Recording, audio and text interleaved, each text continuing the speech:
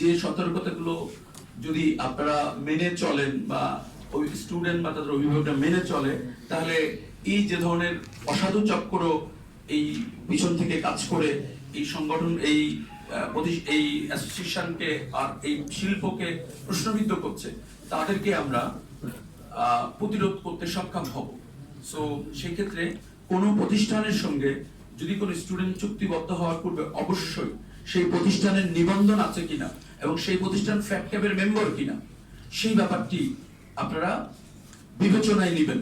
যদি কোনো স্টুডেন্ট ফ্যাটক্যাবে থাকার পরেও কোনো প্রতিষ্ঠান কোনো স্টুডেন্ট সেই প্রতিষ্ঠানের মাধ্যমে ক্ষতিগ্রস্ত হয়, ইনশাআল্লাহ ফ্যাটক্যাব সেই স্টুডেন্টের পাশে দাঁড়িয়ে, সেই অভিভাবক পাশে দাঁড়িয়ে তার এই সমস্যার সমাধানের জন্য সর্বোত্তম চেষ্টা করবে এবং তার বিদেশ যাওয়ার ক্ষেত্রে যেসব সহযোগিতা বা তার ফাইন্যান্সিয়াল যে নিশ্চয়তা সেগুলো প্রদান করবে ইনশাআল্লাহ।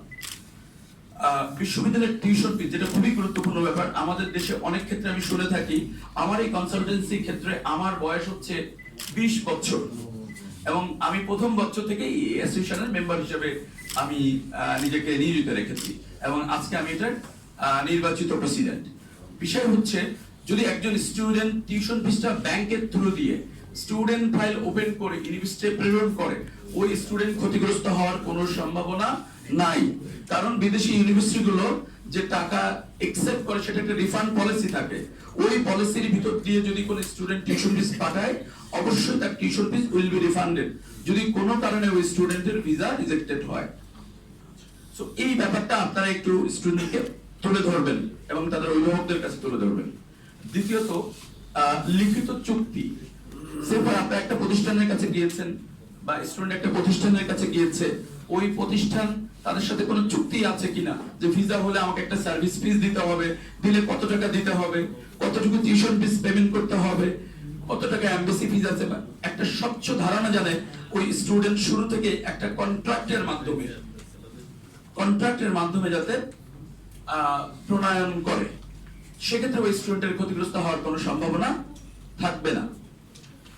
দ্রুততম, শুধু নামমাত্র মূল্যে বিদেশে যাওয়ার আকাঙ্ক্ষার ভিত্তিতে সিদ্ধান্ত গ্রহণ না করে নিজের শিক্ষাগত যোগ্যতা, আর্থিক সক্ষমতা, ভবিষ্যৎ কেরিয়ার পরিকল্পনা এবং গন্তব্য দেশের নীতিমালা বিবেচনা করে উপযুক্ত দেশ, উপযুক্ত বিশ্ববিদ্যালয়, উপযুক্ত শিক্ষা কর্মসূচি প্রণয়ন করাটা একজন স্টুডেন্ট এবং অভিভাবকের জন্য খুবই গুরুত্বপূর্ণ।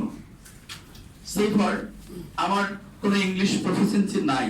পৃথিবীর অধিকাংশ উচ্চ যে কান্ট্রিগুলোতে উচ্চ শিক্ষা প্রদানের জন্য বা উচ্চ শিক্ষা গ্রহণের জন্য আমাদের একজন স্টুডেন্ট বিদেশ যাচ্ছে, ওই ক্ষেত্রে যে ইউনিভার্সিটিগুলো আছে তাদের প্রত্যেকটার নিজস্ব ইংলিশ প্রফিসিয়েন্সি রিকোয়ারমেন্ট আছে, জিম্যাট জিএডি রিকোয়ারমেন্ট আছে। এখন আপনাকে একজন বললো যে আমি আমেরিকার এই টপ ইউনিভার্সিটিতে আপনাকে ভর্তি করব, কিন্তু দেখা গেল যে উনি ওই ইউনিভার্সিটির যে মিনিমাম রিকোয়ারমেন্ট আছে সেটা মিট করছেন না। সো আপনি কোনো এজেন্সিকে বিশ্বাস না করার আগে আপনি একাধিকবার এই জিনিস, এই ইউনিভার্সিটির ওয়েবসাইট ফলো করবেন, এই মিনিমাম যে রিকোয়ারমেন্ট গুলো আছে সেগুলো এনশিওর করে দেন আপনারা কোনো এজেন্সির সাথে কাজ শুরু করবেন। সো এই পরামর্শগুলো আমাদের সকল শিক্ষার্থী এবং অভিভাবকবৃন্দের প্রতি থাকবে। বৈদেশিক উচ্চশিক্ষা পরামর্শদানের ক্ষেত্রে সুশাসন ও পেশাগত মান নিশ্চিত করতে ফ্যাটক্যাব নিম্নোক্ত বিষয়গুলোকে সর্বোচ্চ অগ্রাধিকার দিচ্ছে। এই খাতে আমরা ফ্যাটক্যাব স্বচ্ছতা, জবাবদিহিতা ও নৈতিক মানদণ্ড প্রতিষ্ঠা করার নিরলস পরিশ্রম আমরা করে যাচ্ছি। সদস্য প্রতিষ্ঠানগুলোর জন্য প্রণীত আচরণবিধি কঠোরভাবে আমরা অনুসরণ ও তদারক করে যাচ্ছি। শিক্ষার্থী ও অভিভাবকদের সঠিক, নির্ভরযোগ্য ও যাচাই বাছাইকৃত তথ্য প্রদান করা ছাড়া কোনো তথ্য প্রদান করাকে আমরা নিষেধ করছি। সদস্য প্রতিষ্ঠানগুলোর কার্যক্রমে নিয়মিত মূল্যায়ন এবং সাংগঠনিক শৃঙ্খলা প্রতিষ্ঠান করার নিমিত্তে আমরা প্রতিনিয়ত কাজ করে যাচ্ছি। সরকার, বিশ্ববিদ্যালয়, বিদেশি দূতাবাস, শিক্ষা প্রতিষ্ঠান এবং সংশ্লিষ্ট অংশীদারদের সাথে জোরদার একটা সমন্বয় করে আমরা আমাদের এই কার্যক্রম পরিচালনা করে যাচ্ছি। প্রতারণা ও যে কোনো ধরনের অনিয়ম প্রতিরোধে জনসচেতনতা বৃদ্ধি এবং তথ্যভিত্তিক সচেতনমূলক কার্যক্রম আমরা পরিচালনা করে যাচ্ছি। প্রয়োজনে আইন প্রয়োগকারী ও আইন প্রণয়নকারী নিয়ন্ত্রণকারী সংস্থাকে আমরা পূর্ণ সহযোগিতা প্রদান করে থাকি এবং অতীতেও করে যাব ইনশাআল্লাহ,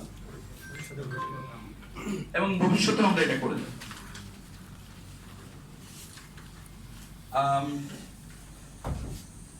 আমাদের এই রেস্টুরেন্টটা যে সরকারের প্রতি আমাদের ফ্যাক্টরির যে বিনীত প্রস্তাবনাগুলো আছে, এগুলো আমি আমাদের সুযোগ্য সাধারণ সম্পাদককে আমি অনুরোধ করছি এটা উপস্থাপন করার জন্য আপনাদের সামনে।